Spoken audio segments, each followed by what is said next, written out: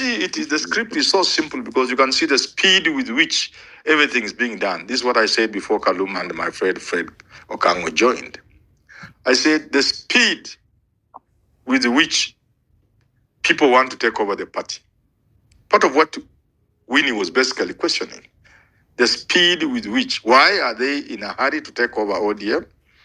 Because they know the general mood and the general feeling and the thinking within the ODM fraternity cannot be to take ODM in the direction these people want to take. So they want to take the party more or less like hijacking it.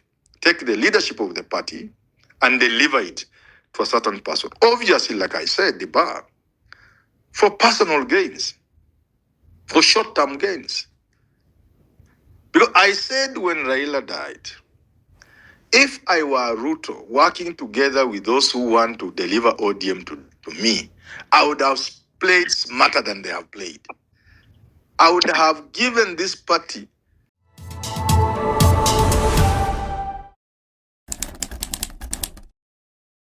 I've listened to Fred Okango, I've listened to Honorable Peter Kaluma, and the script is clear. The cat is out of the bag. There is an intention to deliver ODM, and with it the Luo nation to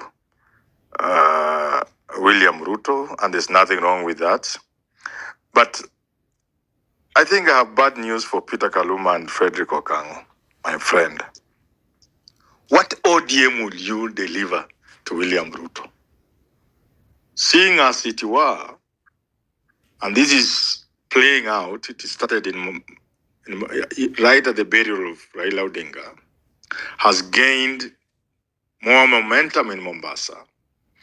And in the days to come, it will be louder and louder and louder until it is irresistible.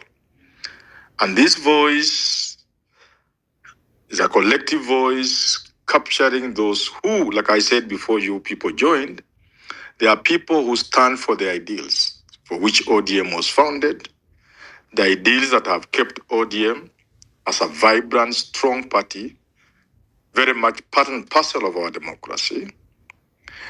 It is those people who realize the struggles that people like Raila Odinga and others went through that eventually gave birth to the many things we are enjoying today, including the democracy of which ODM is part and parcel of. Those voices collectively will ultimately win and prevail over. If you listen to Orengo speaking, if you listen to Winnie, Sifuna has been a little cautious because he was the initial target.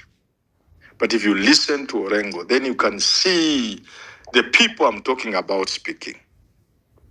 The people who want ODM to be the ODM of Raila Odinga. So in the event, Peter Kaluma, Gladys Wanga, Oburu, and the rest are successful in delivering ODM to Ruto, it will be a small fraction of ODM. In which case, we would be seeing a split ODM, which would be very unfortunate. But what I can foresee is a situation where the voices of reason, the people who are the life and blood of ODM, will ultimately succeed. For example, I do not see how in an NDC, first of all, it will be very difficult to resist an NDC. Secondly, when that NDC is called, I don't see how people like Kaluma will win in that NDC. The voices of reason, the people who stand for what ODM is, the progressive forces, will more likely carry the day. So it's very unfortunate for those. And you see, the script is so simple because you can see the speed with which everything is being done. This is what I said before Kaluma and my friend Fred Okango joined.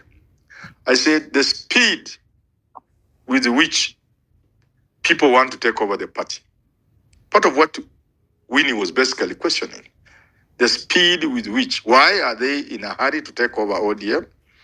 Because they know the general mood and the general feeling and the thinking within the ODM fraternity cannot be to take ODM in the direction these people want to take. So they want to take the party more or less like hijacking it. Take the leadership of the party and deliver it to a certain person. Obviously, like I said, the bar, for personal gains, for short-term gains. Because I said when Raila died, if I were Ruto working together with those who want to deliver ODM to me, I would have played smarter than they have played. I would have given this party to those firebrands.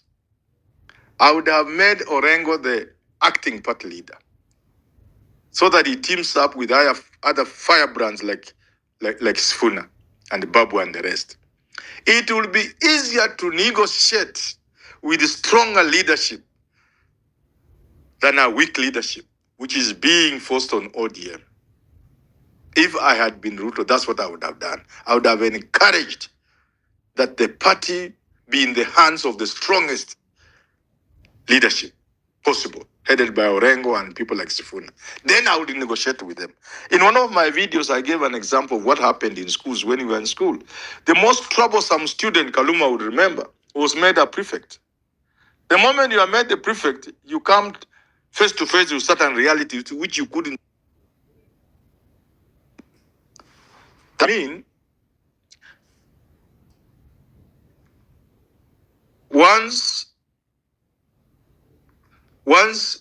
the Orengos and the rest are in charge, they tone down, the mellow down, and you can enter. Unfortunately, my friends are in a hurry to take over. The sad news, like I've said, is even if they succeed, it will be a small, minute fraction that they will deliver to William Ruto, which won't really help him. That's my take. So, Dibal, I slightly disagree with the Professor Manyora, because you see, the question is asking what he consider bad news. What ODM will the likes of Okango, Kaluma, the pro-broadbase people deliver to Ruto? Let me tell you, ODM is loyal to Raila's last directive. It's not to Ruto's personality. No. The loyalty that is keeping ODM in the broad-based government is Raila's final political instruction, not Ruto's personal influence. As long as Raila's legacy remains the binding glue, ODM will hold and Ruto will benefit. Number two, the internal tensions are real, but they're not fatal. The voices like Sifuna and the others, they're legitimate discomfort. I agree. But many ODM supporters also still feel psychologically wired for opposition. But that is changing based on the output of developmental plan that Ruto is putting on the table. But this tension is not, it is not a collapse. It is the coalition's heartbeat that Ruto will build. ODM has survived far worse internal storms before. Worse, you remember the men in black in Kasarani. Opondo Kaluma will tell you, we have survived such. So what is the discomfort today? If Edwin Sifuna can share a table at the founders' dinner with William Ruto, a gentleman that he has discredited and desperate in public, what is that? It is nothing. Lastly, Ruto doesn't need to win ODM emotionally. What he needs is to manage it politically. Ruto's task today is to become ODM's favorite. And he's winning day by day, right from Raila's burial all the way to how he manages ODM members, his engagement with the people in the broad-based government, and respect for ODM's identity. He says he's a founding member. He says, apana leta mchanganyiko. He dances to the tune. He says he can even sponsor the dinner. Look, the honor of the MOU, the 10-point agenda, is the icing in the cake. If Ruto can implement the 10-point agenda to the latter, I can guarantee you there will be good news and not bad news, Professor Herman Manyora. Thank you. Deba, can I just jump in for a second? Please. You see, the hurry is what is selling you people, is giving you away. You see, if you remain with the idea of broad-based, whatever that means, until 2027, whatever that again means, at least you could sell. That could sell. I'm not saying it will be accepted, but it could sell.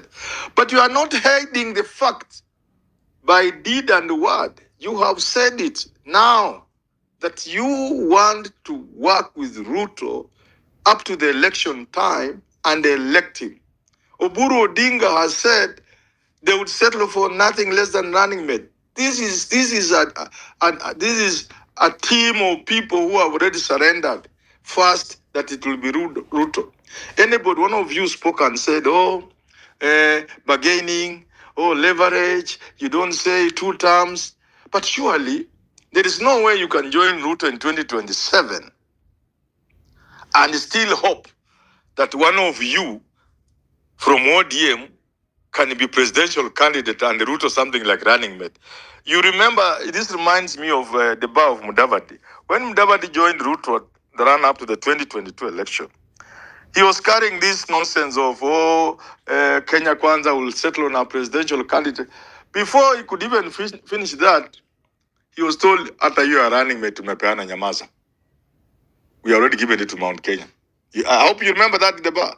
So there's no way you can join with Kenya Kwanza of Ruto, UDA, and convince even your own small little boy or girl in grade 2 or 3 that as we join Ruto, he can give up his presidential seat we take. Your kid will laugh at you. Say, Dad, what's wrong with you? Hey, Daddy, mbona unaniangusha hivi? Mtoto mdogo. So the fact that you are vouching not just for the broad-based, you are stating clearly that you are going to support Ruto in 2027. And there's nothing wrong with that. But I'm saying the script you are using is wrong. The speed makes everything suspect. You are losing ODM followers because of the way and the manner you are doing it. You would have done it in a better way. You could carry the ODM membership with you. You are running ahead of yourselves and everybody else. You are running ahead and leaving the entire ODM behind you. And they're just observing and wondering what is wrong with these gentlemen and ladies. Please, I urge you, look behind. Look behind. And you see you have left the entire ODM behind you. You are running on your own. By the time you arrive in Surugoy or State House, you'll be alone. Thank you.